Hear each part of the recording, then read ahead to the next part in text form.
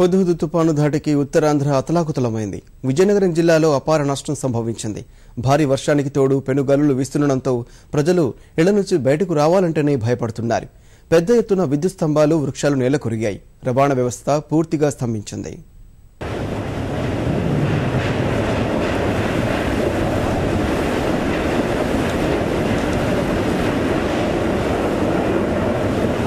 విజయనగరం జిల్లాలో పెను తుఫాను విలయతాండవం చేసింది.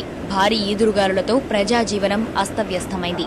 ఎటు చూసినా విరిగిపడిన పెద్ద పెద్ద చెట్లు, కూలిపోయిన విద్యుత్ స్తంభాలు దర్శనమిస్తున్నాయి. తుఫాన్ ధాటికి జామిలో ఒకరు మృతి చెందారు. తీర ప్రాంతంలో కిలోమీటర్ మేర సముద్రం ముందుకు చొచ్చుకు రావడంతో పెద్ద సంఖ్యలో పడవలు కొట్టుకుపోయాయి. పూసపాటిరేగ మండలం తిప్పలవరసలో 10 మంది మత్స్యకారులు గల్లంతయ్యారు. చింతపల్లి, పతివాడ, బర్రిపేట, పులిగడ్డపాలెంలో తుఫాను తీవ్రత అధికంగా ఉంది. జిల్లా వ్యాప్తంగా దాదాపు 300 కోట్లకు పైగానే ఆస్తి నష్టం సంభవించింది.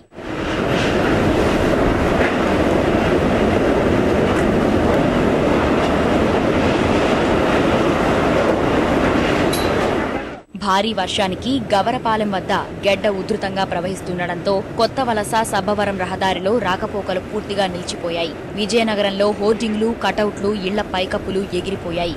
బొబ్బిలి తహసీల్దార్ కార్యాలయంపై భారీ వృక్షాలు కూలాయి. టెంకాడ మండలం జమ్ముకూడలిలో రోడ్లపై నీరు పారుతోంది. మొక్కజొన్న, చెరకు, అరటి తోటలు పూర్తిగా నేలవాలాయి. వరి పంటకు తీవ్ర నష్టం వాటిల్లింది. పలుచోట్ల వాగులు, వంకలు పొంగిపోలుతున్నాయి.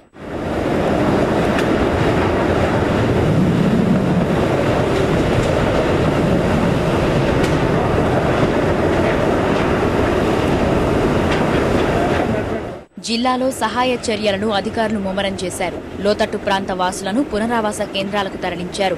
మంత్రులు, కలెక్టర్ ఎప్పటికప్పుడు పరిస్థితిని సమీక్షిస్తున్నారు.